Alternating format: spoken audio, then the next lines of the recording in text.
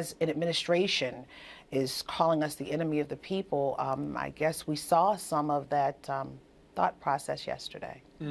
I do not think you needed to review the tape to see whether or not you were shaking your head. I think you're allowed to shake your head whenever you want, especially when Spicer is doing what he does most often right now, which was giving a bogus response to your question. You know, you said you got wiretapping, you got Russia, and he goes, no, no, no, you do. Look, we all know where the wiretapping thing came from. That was the premise for your question, and you asked it. He didn't like it, and that was the treatment that you got. Do you believe what he did to you, April, is different than what he does to other reporters? Well, let me say this. There was a young lady from Politico over the weekend, a white woman, who was called an idiot by Sean. It made headlines. We are the press who's under attack. We are under attack by this administration. It's about discrediting credible media. And, you know, at this point, I happen to be a black woman, but I'm part of the press. Is there something on a deeper, more personal level happening now?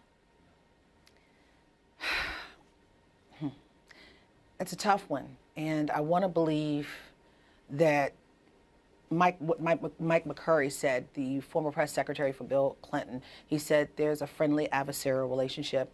I believe the friendly piece is gone now, as you said, Allison. It is getting personal, but it should never get personal in that room. It should be about the issues. I have no agenda, you know, calling people out of their name. I mean, if you get personal, it could go back and forth for days, and it's not about the issues, and it's about the issues.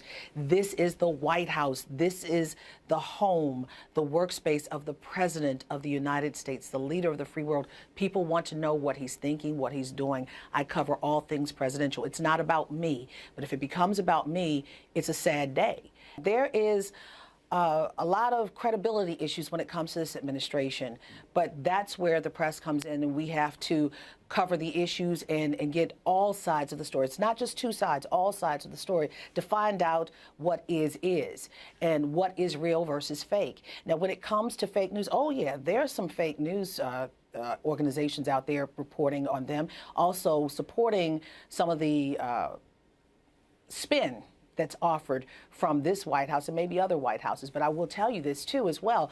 You know, in that room that I've been sitting in for 20 years, and to see it recently, you just wonder about some of the people that are coming in the room now. Are they really journalists, or are they spectators posing as journalists?